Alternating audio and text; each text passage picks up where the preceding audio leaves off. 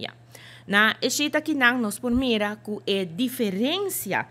ku lo tabata ting el sa que lo a significa ku e debe de Aruba si Holanda lo a cumpli ku e protocolo aqui do inscrever e debe de Aruba lo tabata 21% menos de lo qual ku está agora kinang. Então para me dar uma explicação. Bota mire ora nang no momento nang aqui na 2022 den gráfico nós lo publica essa que ora na por haya mire mais grande na 2022 lo nós no na momento nang aqui nós está tem no momento nang eyanto 90% de lo qual kuta nos debe.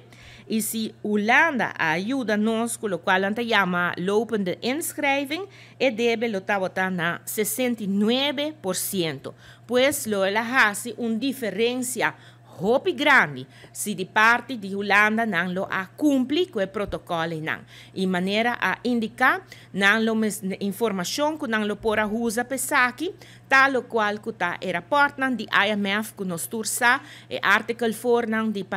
país Aruba a binta sali hopi satisfactório não tamire adelanto não grande kuting dos Aruba a binta haya bom rapport também para o qual que tá Fitch Standard & Poor's também auto duna bom rating claramente em período de COVID essa que vira menos qual tá algo normal pero já acaba den rapport aqui também não mencionar que promete que a pandemia acaba e acaba na 2019 acaba Aruba a mostra recuperação muito grande de qual entre outros a atender com o crescimento de débito a atender com o déficit então a vai acaba a realizar acaba no momento em acaba cambio grande para vai na direção de por criar surplus na país Aruba pois toda indicação quaduna kulo a cumpli kulo qual Aruba lo mestera cumpli com ele em protocolo pero de caso aqui Holanda escolhe para não ajudar Aruba ainda passar